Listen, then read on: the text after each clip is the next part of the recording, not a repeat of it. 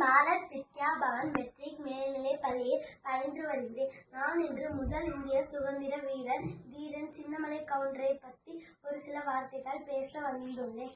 இவர் இன்றைய திருப்பூர் மாவட்டம் காங்கய வட்டம் சென்னிமலை அருகிலுள்ள மேலையம்பாளையம் என்னும் சிற்றூரில் ஏப்ரல் 17, 1756 பிறந்தார். இவரின் தந்தையார் ரத்தினசாமி கவுண்டர் மற்றும் தாயார் பெரியாத்தா ஆகியோர் ஆவார். இவரின் இயற்பெயர் தீர்த்தகிரி கவுண்டர் ஆகும். தீர்த்தகிரி இளம் வயதிலேயே மல்யுத்தம், வில் பயிற்சி, வாள் பயிற்சி, சிலம்பாட்டம் போன்ற போர் பயிற்சிகளை சிவந்தாரையார் என்பவர் வழிவந்தவரிடமிருந்து கற்று தேர்ந்தார்.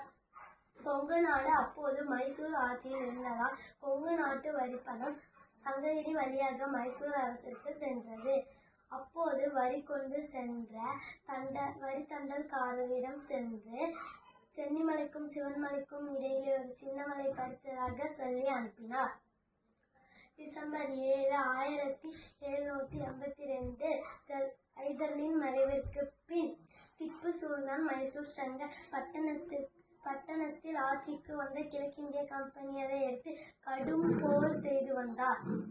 போரில் சின்னமலையை வெல்ல முடியாது என்று கண்ட ஆங்கிலேயோர் சூழ்ச்சி மூலம் சின்னமலையை கைது செய்து சங்ககிரி கோட்டைக்கு கொண்டு சென்று போலி விசாரணை நடத்தி ஜூலை 31, 1805 தூக்கிலிட்டனர்.